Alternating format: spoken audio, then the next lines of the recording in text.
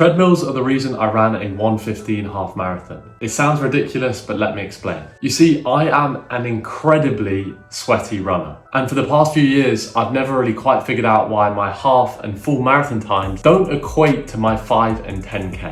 The moment it reaches these longer distances, my races seem to fall apart. I will always positive split these races, meaning I get slower as I progress through the run. But 3 weeks ago, I discovered something on the treadmill, and that was that my sweat rate was through the roof. I don't know whether it was my specific gym and the lack of ventilation, but it was forcing my body into a state of dehydration faster than I'd ever experienced. And this meant I was forced to figure out how to fuel correctly, even on shorter runs. Say if I was running 5 or 10 kilometers outside, I wouldn't fuel at all. I'd get away with it. There was just no need. But indoors, I had to, just because of how much salt I lost through my sweat. Completing all my runs outdoors meant that I could get away with a fueling strategy that didn't necessarily suit me. And when I came to race a half or full marathon, I'd really struggle towards the end. Or even worse cases, cramp up and have to walk. So for the past few weeks, my treadmill became the testing lab. I could test and control my exact salt intake, how much water I take on, how many carbohydrates through gels.